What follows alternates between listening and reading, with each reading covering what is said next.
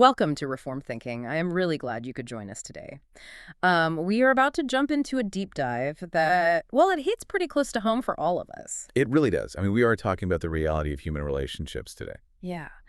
And usually when you think about building things, like in structural engineering, for instance, there is this expectation of precision. You build a bridge, the math checks out, and the engineer says, this will hold. Right. There is a guarantee. But then you step into the world of human friendship, and all that precision just goes out the window. Oh, absolutely. It is honestly just muddy waters. We build these relational bridges expecting them to hold our weight during a crisis, and so often they just collapse.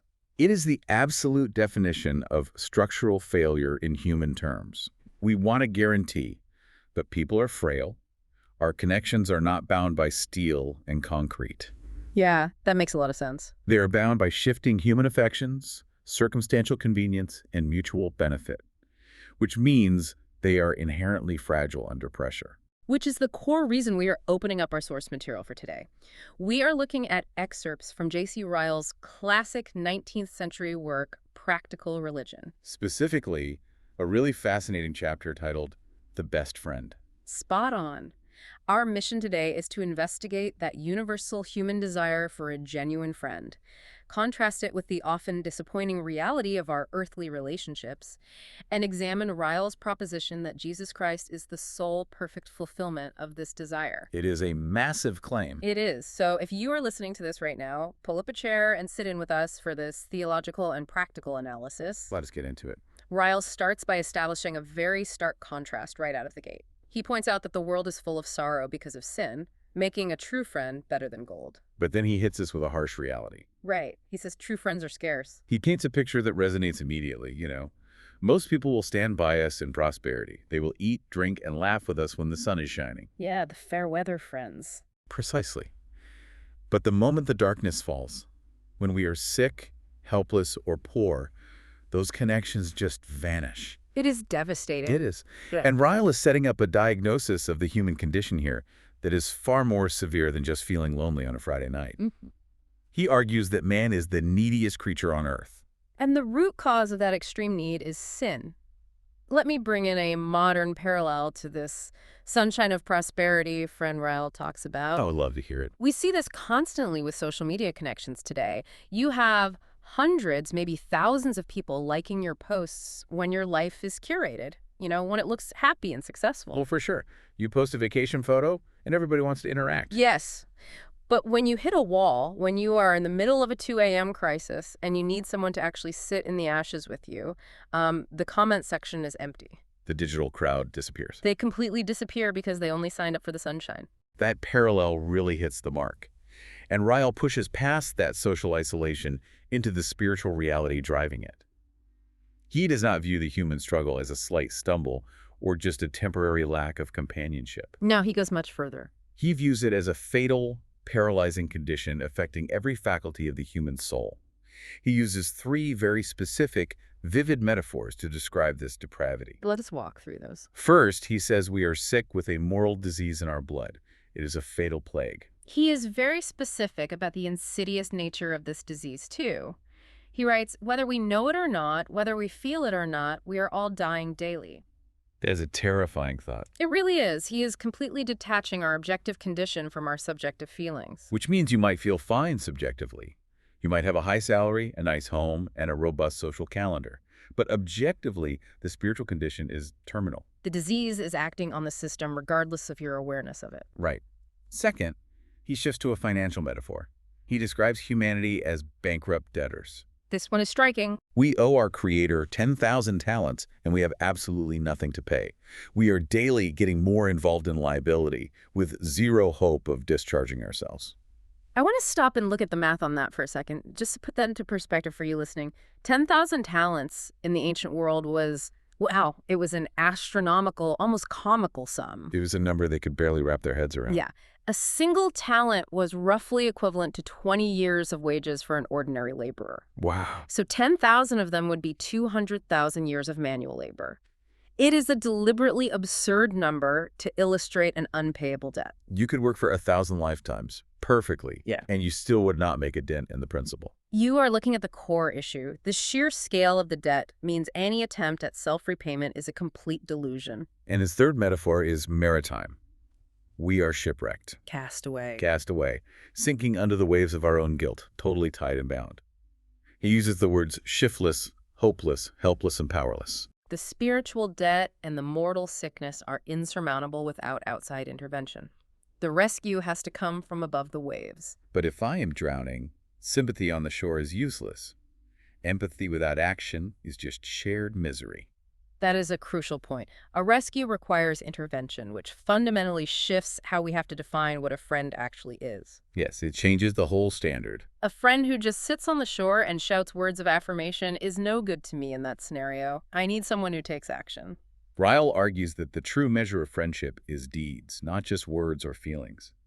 He writes, "Friendly as that friendly does, Friendly as that friendly does. I like that. the doings of the Lord Jesus Christ for man are the grand proof of his friendly feeling. Never were there such acts of kindness and self-denial." Ryle maps out the voluntary actions of Christ here, right? He does. He starts with the incarnation. He points out that for our sakes, he took our nature upon him. The Almighty Creator laid aside his glory for bodily weakness, experiencing our physical and emotional limitations. Then he lived 33 years in an evil world, despised and poor. And finally, he suffered the agonizing death of the cross to pay the price of redemption. Wait, I need to bring up how heavily this clashes with our current cultural definition of friendship. Oh, it is night and day. Today, we define a good friend as someone who validates us. If I complain about my boss or a massive mistake I made, a modern friend is expected to say, "You did nothing wrong, your feelings are valid, you are perfect the way you are." We want friends who agree with our choices and boost our self-esteem. Ryle is defining the ultimate friend as someone who steps into a fatal flaw, recognizes the absolute ruin we are in, and sacrifices himself to fix it. That feels like a very rigorous standard for the modern ego to accept. It is entirely antithetical to the modern ego. Validation asks nothing of the friend and changes nothing about the individual's core problem. Right. It just makes you feel better while the ship is still sinking. Sacrifice, however, acknowledges that there is a massive terminal problem that needs solving.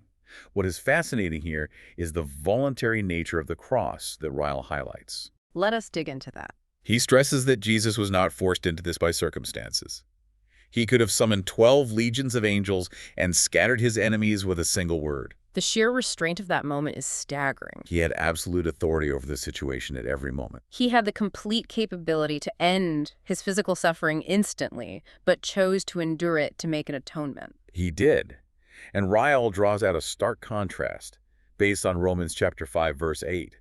He notes that humans might theoretically find it within themselves to die for someone who loves them. We see that in history, right? Soldiers falling on a grenade for their brothers in arms. Or parents sacrificing themselves for their children. But Christ laid down his life for those who hated him. He suffered the just for the unjust. No one ever paid so much to do good to enemies. Good intentions and even sacrificial actions are beautiful in isolation.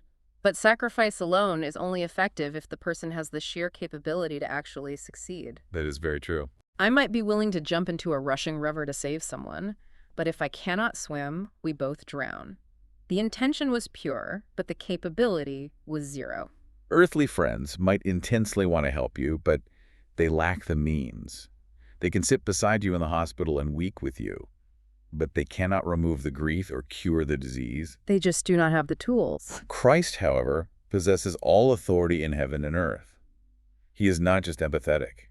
He is almighty. Think of human sympathy like a well-meaning bystander watching a burning building. Okay, I see where you're going with this. They care intensely, they might be crying, they might be shouting for help, but they lack the fireproof gear, the oxygen tanks, and the hoses to put out the flames. They are helpless to change the outcome. Right. Christ is a fully equipped rescuer who actually kicks the door down, walks into the inferno, and pulls you from the fire. He has the equipment. That analogy perfectly captures Ryle's list of 4 distinct capabilities that Christ possesses. Let us hear them. First, he is able to pardon and save the very chief of sinners. He can wash away the vilest stains and give perfect peace with God. That is the first one. What is the second? Second, he is able to convert the hardest of hearts. This goes beyond just forgiving past actions. This is about fundamentally altering human desires, making people hate the sin they once loved. That internal change is massive. It is one thing to forgive a debt. It is another thing to change the debtor's spending habits and financial philosophy entirely. Spot on. Third, Ryle notes Christ's capability to preserve his disciples to the end.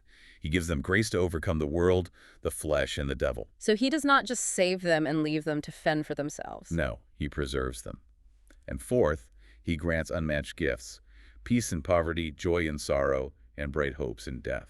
Ryle contrasts this true capability with historical examples of false, ineffective remedies that people try, does he not? He does, and he lists some very vivid, specific examples of people trying to secure this peace on their own. We need to provide some historical context for his language here. Yeah, let us contextualize this for the listener. Writing in the 19th century Victorian era, Ryle uses the cultural touchstones of his time to represent universal human attempts at self-salvation. What kind of examples does he give? He points to the Hindu idolater, enduring 50 years of self-imposed physical suffering, trying in vain to find peace through extreme asceticism. Trying to earn it through physical pain. Right. He points to the Romanist giving money to a priest, representing the attempt to purchase peace through religious works and financial transactions. And the third. He points to the wealthy man spending thousands in search of happiness, yet remaining perpetually discontented. All of these are human attempts to find a capable friend in systems, self-harm, or wealth. None of them possess the might to actually cure the soul. They're all completely ineffective. Now, absolute, unchecked capability could be terrifying if it were not governed by absolute kindness. No, without a doubt. A surgeon with a scalpel is incredibly capable, but if he does not care about the patient, that scalpel is dangerous. We have to look at the affection driving this mighty capability. Ryle states that kindness is the essence of true friendship. He illustrates Christ's love in two distinct phases. What is the first phase? His initial reception of sinners. He turns no one away. Ryle quotes John chapter 6, verse 37, "Him that cometh unto me I will in no wise cast out," It does not matter how wicked their lives have been. or how much they're diseased with sin. He is not ashamed to befriend those whom the entire world casts off as hopeless. Think about that for a second. How do you personally process a love that requires absolutely nothing from you up front? It is hard to even wrap your mind around it. It completely upends our transactional view of human relationships. We usually love someone because they are attractive, because they are kind to us, or because they're useful to our social standing or career. We always have a prerequisite. It requires a massive mental shift. We love where we can give some reason for loving. The great friend of sinners, as Ryle points out, draws his reasons entirely out of his own everlasting compassion. There is nothing in the center that warrants the affection. But the beauty of this affection shines even brighter in the second phase, Which is? his dealings with them after they become his friends. Because getting through the door is one thing, living in the house is another. Yeah, very different dynamics. We all have friends we loved at first sight, but after a week of being roommates, the affection wears incredibly thin. Familiarity usually breeds contempt. Ryle notes that Christ is infinitely patient. Human conduct is often very trying and provoking, yet he never tires of hearing complaints. He sympathizes intensely. Ryle uses a really beautiful illustration here, right? He does. Regarding our actions, he says Christ accepts our poor services the same way a parent is pleased with a child's clumsy attempts to speak and walk. When a toddler takes 3 wobbly steps and falls flat on their face, the parent does not critique the biomechanics of the stride. No, they applaud the effort. The affection covers the clumsiness. It offers immense theological comfort. We follow a Savior who is acquainted with grief and sympathizes with human sorrow rather than scolding it. That is such a relief to hear. He limits temptations so they are not unbearable, and he supplies daily grace for daily conflicts. But wait, if a human friend told me, "I love you, now go endure hardship for me," we would call that a toxic, abusive relationship. People would tell you to run the other way. We would tell people to run. Pure affection without boundaries often leads to enabling bad behavior. If a parent only ever applauds and never corrects, that child grows up to be a menace. That is a very fair point. How do we reconcile that red flag with Ryle's assertion that this friendship is perfect wisdom? This is a crucial balance. Human friends often injure those they love through injudicious kindness. They mean well, but they cause harm. Exactly. I mean, that is right. They give bad advice, or they encourage worldliness and levity just to keep the mood light. Christ never spoils his friends with extravagant indulgence. He does not just give us candy. No, he gives them everything that is genuinely for their benefit, but he also requires them to take up their cross and endure hardships. To understand this, let us step away from the medical or parenting analogies and look at it through the lens of a master metallurgist. Okay, lay it out for me. If you want to strengthen a piece of steel, you do not wrap it in bubble wrap and keep it at room temperature. That will not do anything. You thrust it into a blindingly hot furnace, and then you pull it out and quench it in freezing oil. The intense, violent stress of that temperature change is the exact mechanism that aligns the molecular structure to make the blade unbreakable. A human friend wants to take you out of the fire immediately to spare you pain. Ryle is arguing this. Friend controls the temperature of the furnace to ensure your structural integrity. That captures the mechanics of divine providence beautifully. Ryle states that Christ manages his friend's affairs with perfect wisdom. He does not make mistakes with the temperature. Never. He prescribes the exact right proportions of sickness, health, poverty, and wealth as he sees their souls require. He ensures they do not have a single drop, too little or too much of that bitter cup. That is a bitter pill to swallow. If we apply this to your life right now, this wisdom inevitably creates friction. Oh, major friction. When you lose a job or face a sudden health crisis, your immediate reaction is not usually, the perfect proportion of hardship prescribed by a wise friend. Not at all. The immediate reaction is anger, confusion, and feeling abandoned. And Ryle anticipates that reaction. He notes that believers often misunderstand these dealings at the time. They're silly enough to fancy their course of life might have been ordered better. We all think we know better. We do. But Ryle stresses the value of a friend whose fellowship is always sanctifying, rather than one who simply affirms our comfort. He contrasts this with human friends again. He does. He says human friends often gather together not to quicken each other's souls toward heaven, but to confirm one another in the love of this present world. So they just drag each other down? Thousands, he says, are wounded unexpectedly in the house of their friends through this enabling behavior. So we have this profile of a mighty, loving, and infinitely wise friend who knows exactly what we need, even when it involves the furnace. It sounds incredible in theory. But theory only goes so far. What is the historical data? Ryle does not just leave us with abstract concepts. He turns to the track record. He provides a historical survey spanning 6,000 years. He argues that Christ is a tried and proved friend. He has the receipts. He definitely has the receipts. During this immense period, millions have unfortunately refused his offers, but thousands upon thousands have enjoyed the privilege of his friendship and found it to be flawless. Look at the sheer breadth of the demographics Ryle lists. He details that Christ has befriended every type of person imaginable. It is a massive spectrum. By rank, you have kings like David and Solomon alongside poor laborers like the shepherds of Bethlehem. By age, you have those who knew him from childhood like Timothy, and those who found him late in life like the old King Manasseh. And by temperament, too. Yeah. He befriends the fervent, impulsive Peter and the quiet, retiring Mary. He continues the list by condition. Married, single, sick, healthy, servants, masters, and perhaps most strikingly, by nationality. Ryle covers the whole globe here. Ryle's Book of Life contains Greeks, Romans, Jews, reserved Englishmen, impulsive Irishmen, refined Italians, and solid Germans. Every conceivable human category is represented. When I look at this list, what strikes me is how it completely defies our modern obsession with tribalism. We're so divided today. We sort ourselves into hyper-niche digital communities based on our politics, our diets, our hobbies, our tax brackets. It is incredibly rare to find a community that genuinely bridges these divides. It is almost unheard of. How is it mechanically possible for one figure to cross all those psychological lines without watering down his personality to the point of being a blank slate? The mechanism of this unity is fascinating. Earthly tribes are built on shared affinities. We gather because we like the same things or share the same socioeconomic status. We like people who are like us. But this friendship is built on shared bankruptcy. The king and the shepherd are unified, not because their daily lives look the same, but because they both desperately need the same rescue from the same terminal disease. That completely reorients the foundation of the relationship. It does. And furthermore, the grace of this friend adapts to supply exactly what each unique soul requires. He does not flatten their personalities into a homogeneous group. He treats them as individuals. Yes. The quiet spirit of Mary received the peace she needed. The fiery zeal of Paul was channeled and directed.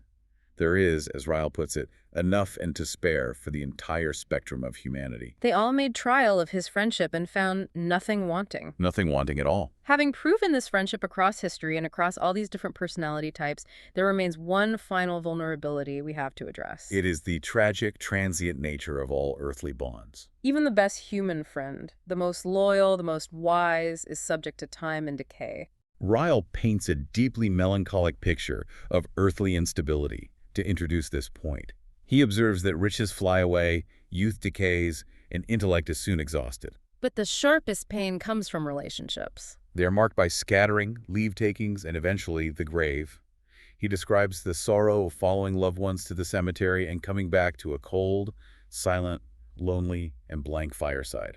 That phrase, the blank fireside, taps directly into the universal human fear of abandonment. It is a chilling image. Think about the human experience of packing boxes, moving away, aging out of communities, or watching children grow up and leave home. There is a constant undercurrent of saying goodbye. We are always saying goodbye. Ask yourself to consider the sheer psychological and spiritual relief of knowing a friend who physically cannot and will not ever pack their bags and leave. In stark contrast to the shifting sands of human relations, Christ is unfailing. Ryle quotes Hebrews chapter 13, verse 8, noting, "He is the same yesterday, today, and forever." He does not change his mind. Husbands may forsake wives, parents may cast off children, but Christ never changes his feelings towards one of his friends. He accompanies them everywhere. When duty calls them far from home, he is there. When they lie on a bed of sickness, he stands by them. This friendship does not hit a wall at mortality. The graveyard is not the end of the road. It extends well beyond the grave. When human friends must stop at the edge of the valley of the shadow of death, he goes down by their side. He walks right through it with them. Ryle details how this friendship is fully realized in the resurrection. At the judgment day, believers will not stand alone. Christ will be there. He will publicly claim his friends and declare, "They are mine. Deliver them and let them go free." He does not want us to close the book and say, "Wow, what a nice idea." He forces a direct confrontation with the material, leading to his final applications. This is where the rubber meets the road. Ryle concludes with 4 very direct applications. First, he issues a solemn call to consider if Christ is truly your friend. He asks some hard questions here. He notes that you might be baptized, attend church, and be an outward member, but still not actually be a friend of Christ. He asks, do you hate the sins he died to put away? Do you seek close fellowship with him in prayer? And then he delivers a very blunt warning. He says that if Christ is not your friend, you are a poor, miserable being, regardless of your earthly income. It is a harsh wake-up call. To modern ears, this sounds incredibly abrasive. We are conditioned to avoid negative assessments of people's lives, especially if they appear outwardly successful. We really do not like judging people's internal states. How do we read this without just writing Ryle off as a cranky Victorian preacher? We have to break down what Ryle means by miserable. He's not talking about a subjective feeling of sadness. Right. A person might feel perfectly content with their bank account and their earthly friends. Ryle is talking about an objective state of being. You are a dying creature, going to be judged and entirely unprepared to meet God. Pointing that out is the equivalent of a doctor looking at an MRI and telling a patient they have a massive tumor. It is jarring. It is terrifying. But withholding the diagnosis just to preserve the patient's good mood would be gross malpractice. The abrasive nature of the warning is born out of intense care for the person's actual state. A true friend tells you the bridge is out before you drive over the cliff, even if it interrupts your favorite song on the radio. And he does not leave the reader in that misery. His third application is a wide-open invitation. The door is open. He states that Christ is ready to be your friend right now. The mechanics of this invitation are rooted in radical grace. He asks you to come precisely as you are, waiting for nothing. You do not need to clean yourself up or become worthy first. He bids you come acknowledging your vileness, unworthy of anything in yourself. Think about how strange that is. It is the complete opposite of how we approach networking or making high-status friends on Earth. You usually polish your resume, you buy nice clothes, you try to present your best self so you look like an asset. Christ says, bring the bankruptcy, bring the fatal disease, bring the absolute ruin, and I will write your name on the list of my friends. It is an invitation based on your need, not your assets. That is the heart of the gospel. Yeah. And finally, his fourth application is directed toward those who are already his friends. What does he ask of them? He exhorts them to walk worthy of the privilege. True Christianity is not just believing dry, abstract propositions. It is living in daily personal communication with an actual living person. It is an active relationship. He urges believers to avoid everything that would grieve this friend and to fight hard against besetting sins, asking themselves in moments of temptation, is this thy kindness to thy friend? So let us bring all of this together. We have looked at the massive contrast between the fleeting, conditional, and feeble nature of human friendship and the perfectly capable, infinitely wise, and unending friendship offered by Jesus Christ. It is a striking comparison. Human bridges collapse under the weight of our fatal spiritual condition. The bridge built by Christ's voluntary sacrifice holds up eternally. We have seen that he is a friend indeed, capable of saving the chief of sinners, intensely affectionate yet perfectly wise in prescribing the exact hardships we need to fortify our faith, and entirely unfailing through life, death, and resurrection. I want to leave you with a final thought to mull over as you go about your week. If Christ is indeed the perfect, all-knowing, never-failing friend described in these pages, how should that specific reality alter the way you react to the very next crisis, disappointment, or moment of intense loneliness you face? That changes the whole perspective. The next time an earthly relationship fractures, or the next time you feel like you are standing on a bridge built on sand, will you remember the friend who controls the furnace, who paid the 10,000 talents, and who walked into the fire fully equipped to save you? Thanks for joining us on this deep dive.